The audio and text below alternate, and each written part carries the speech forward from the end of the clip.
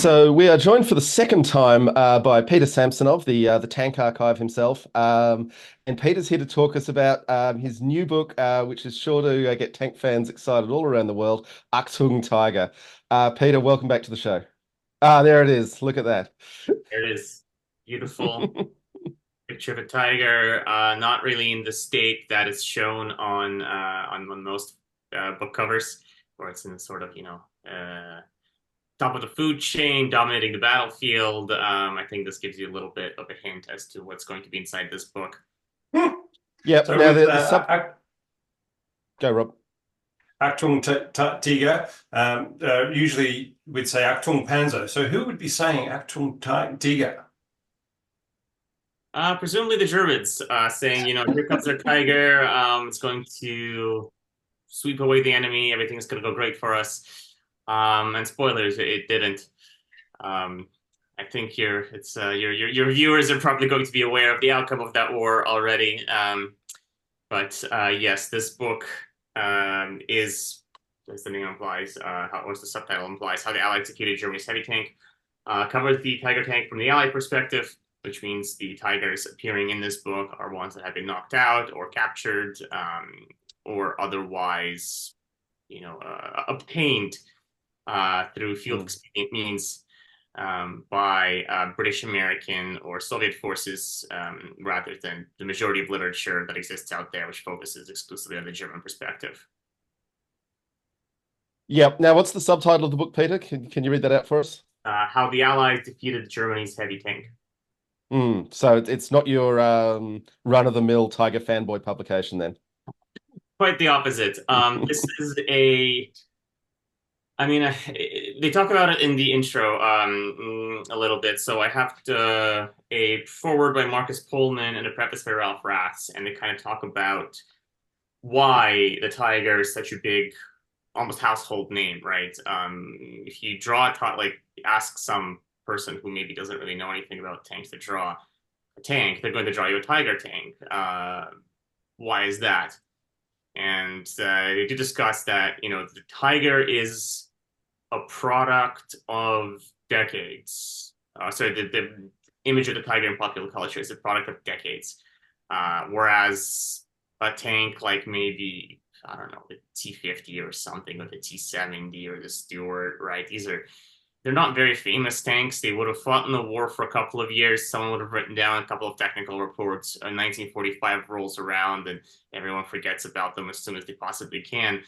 The Tiger is one of those tanks that kind of kept living a life of its own after that, which is not necessarily a good thing because of all this sort of almost cult around it. And there's a video I actually did recently about this. So I did an AMA on Reddit Ask Historians, where by far the most popular question that came up was, why is a tiger so popular? And I did a video just talking about that in my YouTube channel, Tank Archives, where, well, the conclusion is that there's all this stuff that's been building up around it for decades after the war. Not the least of all is the concept of the tiger race. Mm. And Ralph Ratz and Marcus Pullman do touch that a little bit, where Germany, the tiger comes in at a time of crisis for Germany. So, 1939, you have the campaign in Poland. They swoop in all these huge arrows on the map, massive territories taken in a matter of weeks. France, same thing. One of the great European powers is just overrun in a month and a half. Eastern Front, 1941, you have huge encirclements, rapid advances all the way through, almost to Moscow, within a couple dozen kilometers of Moscow. And then 1942 hits, and you don't really get that.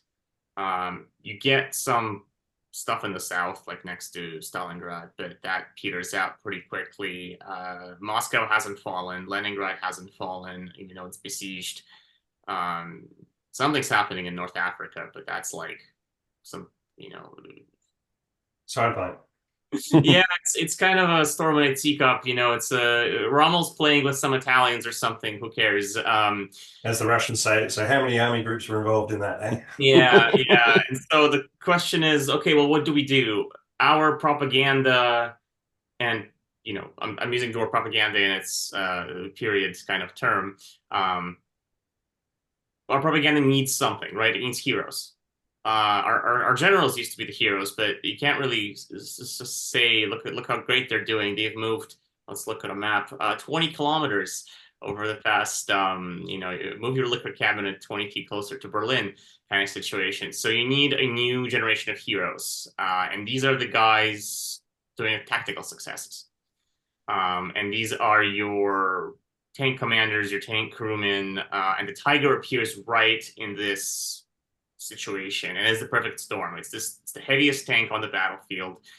Uh, it's the heaviest armored. I mean, the Churchill has slightly more frontal armor, but it doesn't really matter. On overall, it's the heaviest armored. It's got the biggest gun, and so it is really at that time quite a powerful opponent, and so you get this aura of invincibility around it, or oh my god, it's a tiger, it's going to get us all.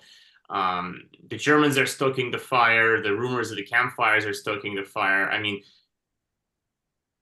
throughout 1943, the tiger is relatively unknown, and so the unknown always breeds this kind of you fill in the gaps, and you fill in the gaps with your imagination, and obviously your imagination is going to it's not going to say it's a tiger just like any other tank. We can shoot at it until it blows up. So that long tangent, but the point of my book, the specific way that I wrote this book, if you go to the back, well, let's start with the military history group motto: footnotes or bust. This book, it's like I've opened to a random page, and you see that half of the page is footnotes. There's, I think, 20 something, 40 something pages of bibliography. If you look at there, that's not including the appendices. So the idea here was the only way to get rid of all of this tiger mythology that's been developed over the past couple of decades is to go back to period sources. These would be the people who wrote the documents that this book is based on. They were like the staff officers, the engineers. They weren't really a part of that front line in the trenches around the campfire kind of mythology where every tank was a Tiger, every gun was an 88. They knew perfectly well how many 88s the enemy had. They knew perfectly well how many Tigers the enemy had. And so they made conclusions based on the intelligence they could see. And sometimes those conclusions were correct. Sometimes they were not. There's a diagram of the Tigers. So for one, I do include the official characteristics in the book. So wherever possible or wherever it's interesting, I say, here's what the Soviets found, here's what the British found, here's what the Germans actually established. Sometimes all these line up, sometimes they don't. But as you can see in the factory figures, Bomb-proof, Sex, and Henschel had vastly different data. Not vastly, but jump speed is different for the Tiger. The combat weight is different. Even the size is different in some places. So it's not like on right now we have the internet. You can go in a second and look something up. Sometimes, you measure one Tiger and it's 5 centimeters, a couple of inches, whatever, longer than another one. That can happen. And if you have official factory documentation and you can get data from that, you'll get one number. If you go out in the battlefield and measure another Tiger, that's another number. There's a Tiger armor diagram here. And again, nothing really stunning or sensational. Just some of this data is included just for a comparison. And on the off chance this is somebody's first Tiger book, if it is, then interesting choice. Not to discourage people from buying it, of course, but I would expect that to be the first book on the Tiger, but just in case the data is there. So when I was composing that diagram, I was actually using the British report in Tiger 131. I wasn't using German data. And I drew a nice little picture of a tiger, and I was looking at it and thinking, this is wrong. This doesn't look like a tiger. Why doesn't it look like a tiger?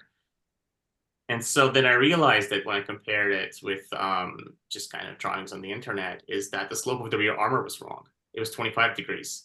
In the British data, it was supposed to be 9 degrees.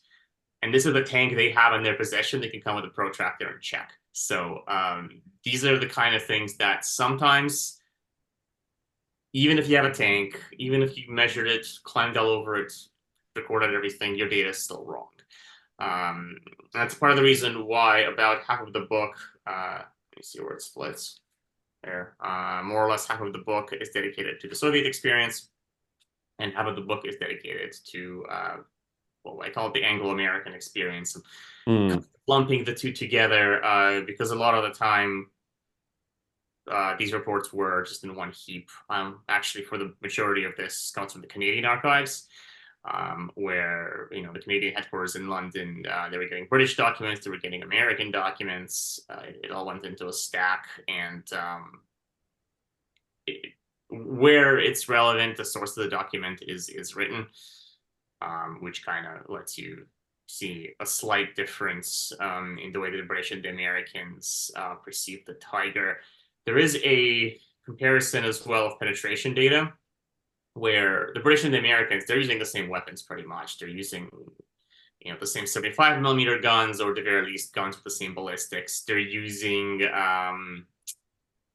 6-pounders, 57 millimeters. They're using this. Both of them are using scout cars and light tanks with 37 millimeter guns. So really, all the same weapons. They get different data.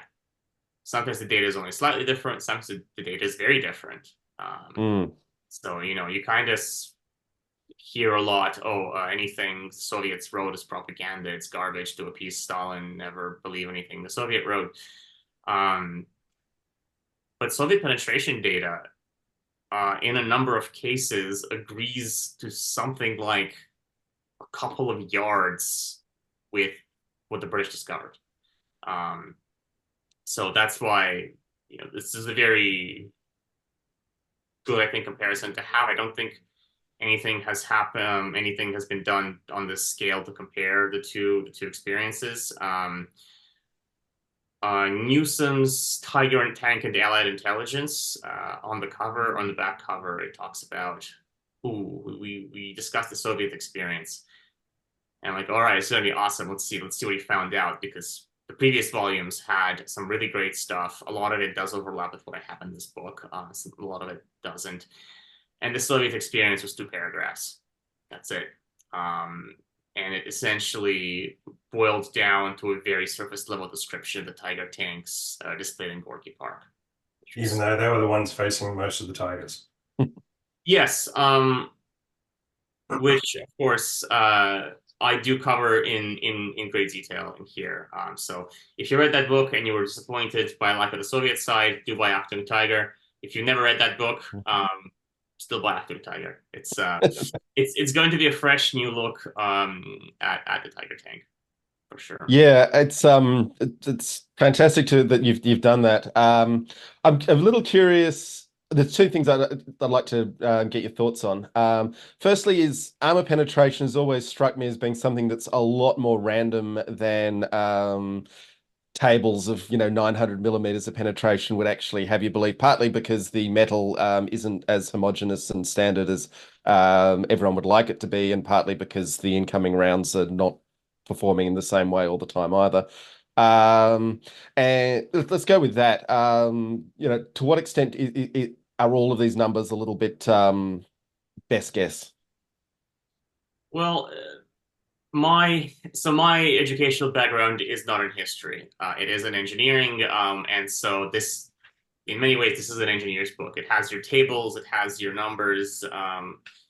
It's the table of Tiger armor metallurgy, and we compare the actual standards of what the Germans wanted their armor to be like with what their armor was actually like. And a lot of the time they miss their own standard completely. But before talking about, this gun has 100 millimeters penetration, this gun has 200, so it's better, you need to figure out what it is what these numbers mean. And this has been discussion on the internet for probably about 10 years now, maybe a bit more. I think it was 2013 or 2014 when Wargaming published a penetration diagram from Soviet archives, where a lot of the data was very different from what people were used to, and that started a little uproar. And so the question, at least they weren't giving away any state secrets that time. well, the states that made these secrets no longer exist, so I think you're good to publish that at that point. And then a lot of people were very upset because a lot of people study history just in order to confirm that everything they've ever believed has always been true. And they don't need to change their opinion. It turns out that's not necessarily the case all the time. But then the question is, what do these numbers mean? And thankfully, there are more detailed penetration tests. I'm going to get a little bit off topic, talking about the Panther. When testing various Soviet guns against the Panther, there was an interesting note where I forget the range or even the gun, but essentially the description of the damage is a round ricocheted off the front plate, created a breach something like 3 feet wide. All this junk went inside the tank. Obviously, any tanks would write off anybody who's inside the tank would be dead. The round, bounced off, ricocheted somewhere. This is recorded as no penetration. Because the Soviets' criteria for penetration is 50% of the shell must be inside the tank, behind the armor. If it flew up into the stratosphere, it is not, strictly speaking, behind the armor. The fact that the armor itself is now behind the armor is irrelevant.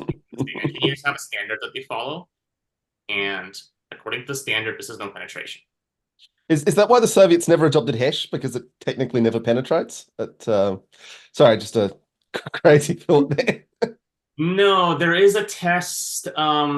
This is post-war already, but there is a test of some captured HESH shells, and they perform pretty much exactly the same as 125 millimeter HE in terms of armor penetration. So I imagine there was very little impetus to copy them. Sure. I was talking more about weaponry that's intended to create spalling versus direct entry. But just the other thing that really struck me was you talked about every tank a Tiger. Do you think that's part of the mythos? I mean, I know we've come across cases where the Allies were claiming they'd destroyed a Tiger, most famously with that Greyhound. And then it turns out that it was actually a Stug when someone goes out and checks what was destroyed. But by that point, it's entered the mythos. And I've literally been told at tank museums about the Greyhound destroying the Tiger. So it's pernicious and pervasive. But do you think it's just, when people say Tiger, they really just mean German tank, which on the Western Front was alarming because they were so rare but controllable? Mm-hmm. Yeah, that is a part of it. I mean, I cover it a little bit, the idea that every tank is a Tiger, but there's actually so in the American section in the back, I do talk about this kind of difference between how commonly American soldiers recorded a Tiger and how commonly it was actually encountered. Tigers in Normandy were encountered by American forces 3 times. So yeah, it's not a very common tank. Generally, there's a clip I think on YouTube, which is a British maybe tank identification training video. And we're used to identifying tanks by walking up to them in a museum and going, that's a Tiger. You could see that the wheels match. Count the road wheels, look at the exhaust. Yep. Late 1943 production, and the cupola is early 1944 production. And how could they make such an amateur mistake? I can't believe I'm going to complain to the director. This is trash. How could they show that? I paid money to see this, And soldiers at the time, as this video shows, you'd see a flash of something vaguely tank-shaped somewhere over there. And if you were talking with the lads about a Tiger tank earlier today, like maybe somebody's tank did get knocked out by a Tiger, and the crew gets back to base, and you go, "Wow, a Tiger knocked us out." And then each person they tell goes and tells 5 other people, "Hey, as you hear, Bob's crew got knocked out by a Tiger," and this kind of thing spreads, because the Tiger, as Pullman talks in the introduction, it's the name of a beast, right? Mm. If your tank got knocked out by Sunder, God, what was it? Fahrzeug, 181. It's like yawn, snore, whatever. I can't believe a bunch of numbers destroyed my tank. I'm just gonna get the next one right. But it's a Tiger, right? It's got that marketing behind it. Mm. So, and the Russians only ever call it what do you say, the P6? T6, yeah. Kind T6, of that's right. very similar sort of. It's actually really interesting because on one side, the Tiger comes in August 1942. Soviet intelligence misses it completely because you have four tanks that are fielded. They all break down. Three of them can be evacuated. One of them can't. And it sits in no man's land for months because the Germans don't want to blow up their fancy new expensive tank. And the Soviets don't care. It's some kind of box-shaped tank over there. The Germans have lots of box-shaped tanks. Who cares? It didn't accomplish anything. It didn't achieve anything. There's nothing to draw attention to it. Plus, the Germans keep shooting artillery around it. It's not go there. We don't really need to. And so the Tigers are only discovered in January of 1941. Three, sorry. And they're taken for trials, and they get to Kubinka somewhere around April, and they're tested by late April. And there's this sort of spike in, oh, we need to develop new weapons, we need to develop new tactics to deal with this new tank. In mere weeks, you get Kursk, which means Panthers, which means Ferdinands, which means Pak 43s, a whole new slew of weapons. And so a lot of the weapons, the new Soviet weapons that come in late 43 and early 44, people point and say, oh, it came after the Tiger, and therefore they were meant to fight the Tiger. No, they were meant to fight. They were meant to fight Ferdinand. The IS-4, which was or Object 701, eventually accepted into service as the IS-4, that was put into development in December of 43. That's designed as an anti-Ferdinand vehicle. It has nothing to do with the Tiger. Yeah, and they were also looking beyond the Tiger as well, weren't they? Into, what's the next generation of German tanks going to be when they were designing those late war Soviets. Yeah, right. Because on the Soviet side, if you don't have that knowledge of what the Germans are working on, it's frightening, right? You have Panzer IVs with, I don't know, 50 millimeters of armor, right? That armor doubles in January of 43 to 100 millimeters of front armor. Then that armor doubles again almost. You see Ferdinands with 180 millimeters of front armor by middle of the year. And what's going to happen next?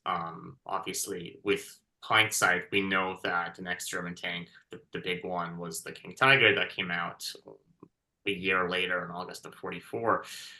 But the Soviets didn't know that. They had no way of knowing it. And so they're saying, oh, we can't just fight the Tiger. We can't just fight the Panther. We need to fight the next thing. And so the developers, the arms designers, they've forgotten all about the Tiger. The Tiger is old news. They're working on these future threats.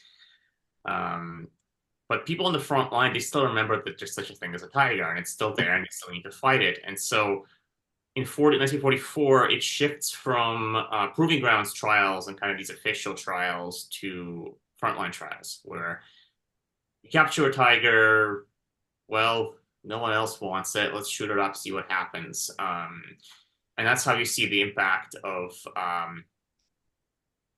the impact of the 122 millimeter guns. There is a little bit in official trials, but that gun shot last, and one of the shots, it goes through a previously existing hole, goes all the way through the tank, and then punches through the back.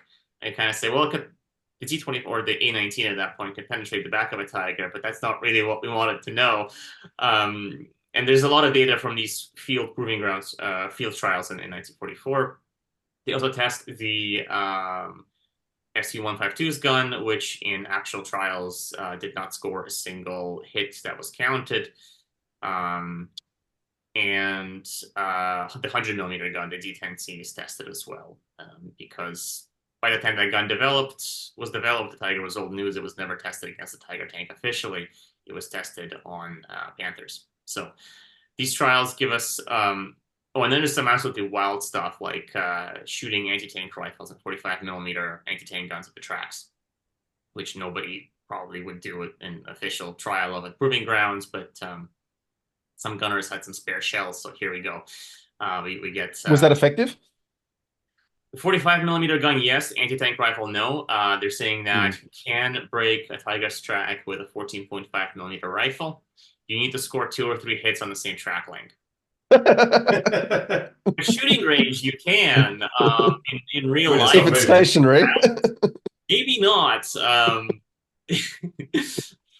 yeah. The conclusion was that let's stick with the real guns for fighting tigers. But there's actually a document that I have in my collection. I can't remember if it's in the book or not, where a Soviet commander is asking, "Where are the tigers? I was promised tigers. Where are they? Our entire army hasn't found any in 3 months of fighting. Where'd they go?" And obviously the answer is there were never that many tigers to begin with. Even on the Eastern Front, they were relatively rare occurrences. But there is that kind of mythos that developed around them as well. And if you look at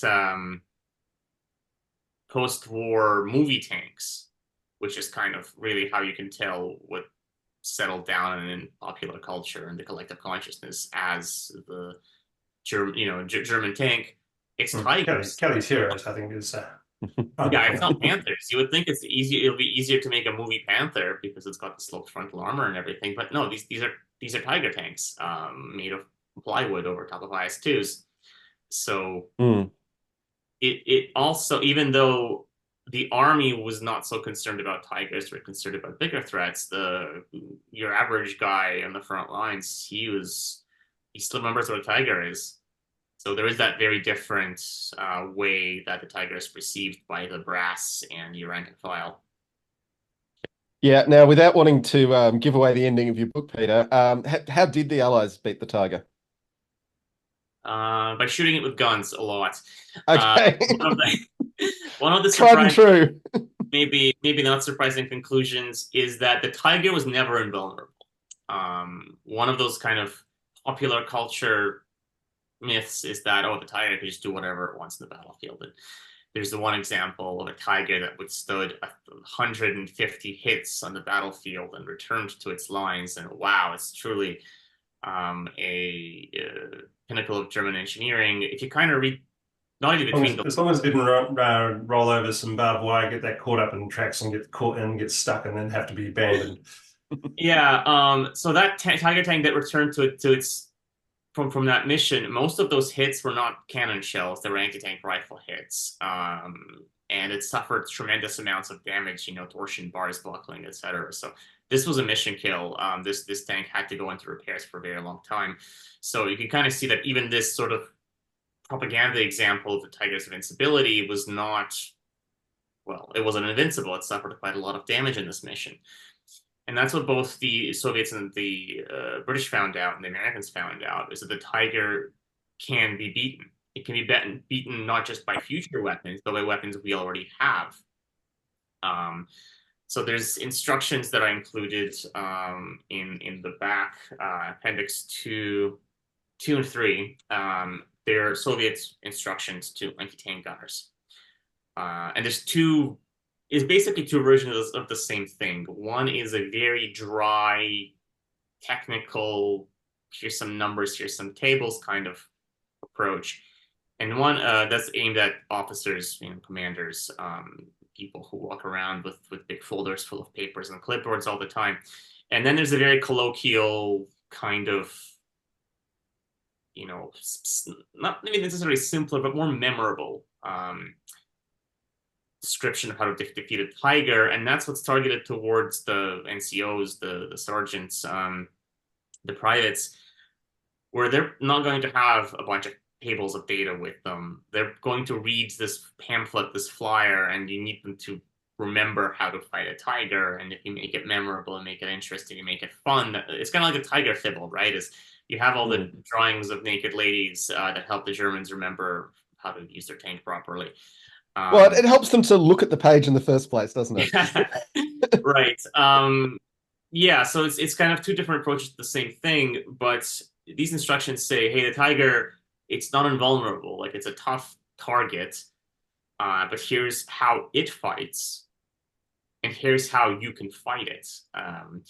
Because the Tiger is a cog in a machine. It's not, you watch Fury or Saving Private Ryan or whatever, and there's the Tiger, and it's the one Tiger, and it's driving around, and it's invincible, right? You need some clever trick or great sacrifice or something like that to, or the gun from Kelly's Heroes that shoots paintballs. You need to something unconventional, something out of the ordinary to defeat it.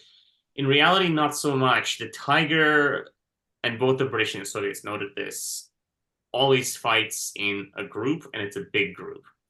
A Tiger is accompanied by medium tanks. A Tiger is accompanied by a screen of infantry. Tiger is accompanied by artillery. It's accompanied by assault guns that like to park themselves on hills surrounding the battlefield and protect the Tiger. And so if you actually don't even attack the Tiger, like fine, you only have their relatively light weapons, 45 millimeter guns or 2-pounders, you can attack its supporting elements. And if the Tiger is unsupported, it will retreat. The Tigers do not like a fair fight. And this is something that the British even noted in Italy. Tigers that come under fire will retreat even if the damage that could be dealt to them is superficial. Presumably by that point, Tiger crews were very aware of the fact that if their tank broke down, it could not be easily recovered. But there's actually a memo in the book saying that, hey, it's a German memo translated by the British, saying how the Tiger cannot ignore the laws of tank combat. First rule of the Tiger is, first of all, don't use a Tiger if you can avoid it. If you can use a Stug or even a platoon of infantry, just do that. Tiger is very expensive. It costs the German Reich 300,000 man-hours. It actually doesn't. The Tiger has never cost more than 180,000 man-hours, but that could just be an exaggeration for effect, or it could be, they're just rounding up, and someone else rounded up, and someone else rounded up, etc. But the whole point is, this is a very big tank. It's a very expensive tank. Use it responsibly. You can't just drive up on a hill and stick your head out, as they put in the memo, to take a look. There's a list of a bunch of weapons that the British have, the Soviets have, the Americans have, that can destroy Tiger. This includes the IS-2, obviously. A lot of the memo is about the IS-2. But a lot of it has stuff like 57 millimeter guns. So ZIS-2s, 6-pounders, could destroy Tiger even from the front. And these are guns from like 1941, 1942. Sherman and T-34 could destroy Tiger from the side, and at fairly close range, but they could still do it. Greyhound, maybe. There's some very optimistic figures where if you hit, actually, a model of a Tiger here. So this part of the armor is 82 millimeters, and underneath that kind of skirt there, behind the wheels, that armor is only 62 millimeters. So if you shoot from a 37 millimeter gun into there, from 150 yards, and you're at the bottom of the hill shooting up, and it's staying still. Yeah. Well, I mean, this part's actually like just sheet metal. It's a mud part, but yeah, you need this. This is a fairly tiny space in between there, and it did test that if you hit the wheel, the shell doesn't go through the main armor anymore. So it's a very difficult shot. It has to be done at a very close range. It's kind of one of those never say never, but also probably not situations. And that's kind of how the Tiger was defeated. Except sometimes, as one of the reports that I used in the book is called, Tiger killed himself. Let me see if I find it. But the conclusion is it's an analysis of Tiger tanks in Italy. And they look at the absolutely tremendous amount of Tiger tanks that were just abandoned on the side of the road. And yeah, Italy was a really bad time for Tiger tanks because the ranges at which tanks fought were fairly short. The Tiger's advantage of a long-range gun, thick armor, was not completely nullified, but decreased considerably. American artillery was everywhere, all-powerful, omnipresent. German engineering half-tracks, the Sonderkraftfahrzeuge 9, Defamo, It's an absolutely enormous thing. I He love farmers. Seeing them at Millitracks is amazing. Yeah, I haven't been to Millitracks. I just see them on YouTube. But yeah. I saw one at the Koblenz Technical Center in, well, Koblenz in Germany. No pictures, sadly, are allowed to be taken there, but holy moly, it's a semi-truck, essentially, and you need three of them to pull a Tiger. Mm, Uh, and fun fact, they're unarmored. Uh, mm, so if you tell your engineers, hey, I lost my Tiger back there, can you guys go get it for me? As artillery is kind of pounding the vicinity of the Tiger, they are going to mm. have some very choice words in your direction. Uh, and so a lot of the Tigers were lost with relatively minor damage just because they couldn't be recovered. There were attempts to pull a Tiger with another Tiger. No The good for the Tiger final was drives. already, and so there's quite a comical situation where a company of Tigers was attacking. It crossed a railway embankment. The tanks tipped, obviously, as they were crossing some uneven terrain. They scooped up some dirt with their barrels. Okay, you need to stop and clean them out immediately. Turns out a company of Tiger tanks is actually a very obvious and tempting target because artillery started raining down on them. And the only actual damage that was sustained in that attack was a shell splinter pierced the radiator of one of the Tiger tanks. The Tiger overheated and had to be towed. Couldn't be towed by a FAMO, it had to be towed by another Tiger tank. That Tiger tank developed transmission trouble. These two tanks were then towed with two more Tiger tanks. Those two tanks developed transmission trouble, and so on and so forth. And it was this kind of snowball of technical problems where a whole company went out of action. And it's going to skip to the end in the interest of time. They all had to be demolished. The whole company was Mm. lost because of this sort of insufficient technical support. And so the conclusion that the report comes to is Tiger is not yet sufficiently developed to be considered a reliable vehicle for long marches. He suffers from frequent suspension defects and probably also gearbox trouble. When pushed as in a retreat, these troubles are too frequent and serious for the German maintenance and recovery organization to deal with. Tiger killed himself. The interesting grammar is from the original. I didn't change it. This is 1944. The Tiger tank at this point, I think when this report was written, the Tiger tank was already out of production. And they're saying the Tiger is not reliable yet. Well, that's sort of spoiler. The Tiger was never reliable for the kind of long arduous marches that the Italian campaign required. And so, yeah, the Tiger just did not show itself well in Italy at all, and this actually gave the British a very overly optimistic view of what they would be like in Normandy. Mm. You know, to their downfall. Although one can argue, and again, when they're in Normandy, the bigger threat is the Panther, I think, just kind of based on how often these tanks appear in documents. So not how often these tanks are mentioned by the frontline troops, because to them, you know, Panther tank's a Tiger, a Sturm is a Tiger, a captured Sherman is a Tiger. But on the higher ups, the people who are writing the technical documents, they're worried about the Panther. You have all these new tests against the Panther because the British never captured their own, not until I think they had some in Italy. I can't remember, but it's either after the Normandy landings or just before. So the only Panther they had to go on was the one that they received from the USSR. So this kind of avalanche of Panthers was very new to them. And there were also many, many, many of them. I was going to say the numerous nature of the Panther would have made it a much more immediate threat. Right, yeah. And I have this document, which is a compilation of German POW interrogations, where the same questions would be asked of the Panther crews and Tiger crews. And the Tiger column is unfortunately very bare. A lot of times they'll just say something like, probably same as Panther or insufficient evidence either way or something like that. And this would have been a tremendously useful document to have if it was fully filled out. I made as much use of it as I could, but unfortunately, you know, even though the British did have to deal with quite a few Tigers in Normandy, enough for it to be an actual problem, new intelligence on the Tiger was not really prevalent, and I think it might be because they didn't really look for it. And really, the Tigers used in Normandy were not tremendously more different than Tiger 131 captured in North Africa. So I can see them prioritizing their technical intelligence branch on, well, the Panther, and then the King Tiger appeared shortly after, so they had plenty to do.